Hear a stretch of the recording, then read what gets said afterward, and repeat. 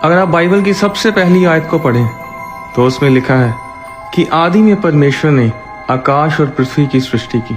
हिंदी में इसे सही नहीं लिखा गया, पर अगर आप इंग्लिश की बाइबल को पढ़ें तो उसमें लिखा है in the beginning God created the heavens and the earth. इसमें हेवन शब्द को हेवंस लिखा गया है, यानी कि एक से ज्यादा। टोटल 3 स्वर्ग हैं, जिसके बारे में हम 2 कुरिन्थियों अध्याय 12 और उसकी 2 और 3 आयत में हम पढ़ते हैं, जिसमें पौलुस ने कहा, मैं मसीह में एक मनुष्य को जानता हूँ, 14 वर्ष हुए, परमेश्वर जानता है, ऐसा मनुष्य तीसरे स्वर्ग तक उठा लिया गया और ऐसी बातें सुनी जो कहने की नहीं और जिनका मुंह पर लाना मनुष्य को उचित नहीं। इस वचन में प्रेरित पौलुस बता रहा है कि वो एक मनुष्य को जानता था जो तीसरे स्वर्ग में उठा लिया गया था। पौलुस ने कहा कि वो नहीं जानता कि वो शरीर में था या सिर्फ उसकी आत्मा तीसरे स्वर्ग में थी। अगर तीसरा स्वर्ग है तो इसका मतलब है कि पहला और दूसरा स्वर्ग भी है। आप तीसरी गिनती तक 1 और 2 गिने बिना पहुंच नहीं सकते। उस तीसरे स्वर्ग में उस मनुष्य ने परमेश्वर को बोलते सुना। तीसरा स्वर्ग सबसे ऊंचा है, जहां परमेश्वर रहता है, जहां पर परमेश्वर का सिंहासन है। पहला स्वर्ग वो है जो हमें दिखाई देता है, चांद, तारे, सूरज। अब पहले और तीसरे स्वर्ग के बीच में दूसरा स्वर्ग है।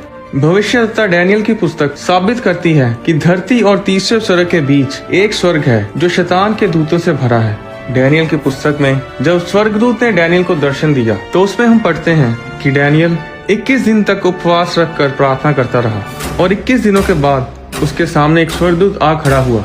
दूत ने डैनियल से कहा, हे डैनियल, मत डर, क्योंकि पहले ही दिन को जब तूने समझने बूझने के लिए मन लगाया और अपने परमेश्वर के सामने अपने को दीन किया, उसी दिन तेरे वचन सुने गए और मैं तेरे वचनों के कारण आ गया हूँ।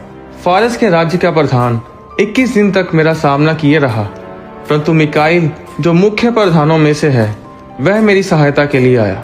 स्वर्गदूत ने डैनियल को बताया कि जिस दिन उसने प्रार्थना करनी शुरू की थी उसी दिन वो दूत उसकी प्रार्थना का उत्तर लेकर स्वर्ग से निकल पड़ा था, पर रास्ते में शैतान के दूतों ने उसे रोके रखा और फिर मिकाइल स्वर्गदूत ने आकर उस दूत की सहायता की।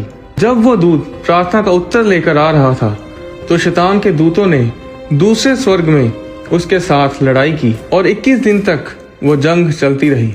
और दूत ने डैनियल से फिर कहा कि अब मैं फारस के प्रधान से लड़ने को लौटूंगा और जब मैं निकलूंगा तब यूनान का प्रधान आएगा। यहाँ पर वो दूत धरती के मनुष्य की बात नहीं कर रहा। फारस का राजा शैतान का वो दूत है जिसे फारस राज्य के ऊपर के स्वर्ग का अधिकार दिया गया है। क्या आप जानते हैं कि दुनिया के हर महाद्वीप के ऊपर, हर देश के ऊपर, हर राज्य, हर नगर के ऊपर शैतान के दूतों को बांटा गया होता है जो उस नगर, उस देश को कंट्रोल करते हैं। उसी तरह परमेश्वर के स्वर्गदूत भी हर महाद्वीप, हर देश के ऊपर ठहराए गए होते हैं जो उस देश की रक्षा करते हैं। इसके बारे में मैं आपको अगली वीडियो में विस्तार से बताऊंगा। जब एक विश्वासी मरता है तो उसे स्वर्गदूत लेने के लिए आते हैं और जब वो तीसरे स्वर्ग में जा रहा होता है तो दूसरे स्वर्ग से निकल कर जाता है। और आप सोच सकते हैं कि दूसरे स्वर्ग में शैतान के दूत आपको देखते होंगे और एक दूसरे से बोलते होंगे कि पीछे हट जाओ, ये बंदा यीशु मसीह के लहू में लिपटा हुआ है, ये परमेश्वर की संतान है।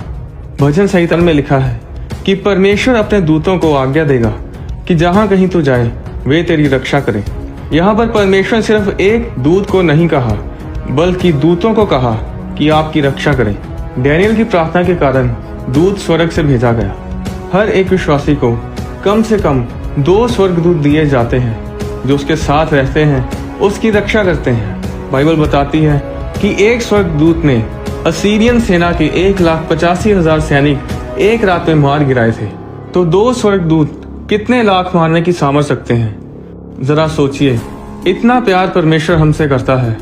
स्वर्गदूत तभी उत्तर लेकर आते हैं जब हम परमेश्वर के साथ सहभागिता में बने रहते हैं। अगर डैनियल प्रार्थना ना करता तो दूत ना आता। डैनियल की प्रार्थना पहले ही दिन सुन ली गई थी। परमेश्वर आपकी प्रार्थना को उसी समय सुनता है। बाइबल में लिखा है कि जिसने कान को बनाया, क्या वो खुद सुन नहीं सकता? आपकी फास्टिंग, आपकी प्रार्थना स्वर्ग में हलचल मचाती है। जब आप प्रार्थना करने बैठते हैं, दूत तैयार हो जाते हैं आपके उत्तर को लेकर आने के लिए। परमेश्वर के वचन में बने रहें, प्रार्थना और उपवास करना ना छोड़ें। परमेश्वर आपको आशीष दे। क्या आपने कभी सोचा है कि जो बच्चे गर्भपात के कारण मर जाते हैं, जो मिसकैरेज के कारण मरते हैं, वो कहाँ जाते हैं? अगली वीडियो में मैं आपको इस रहस्य के बारे में बताऊंगा।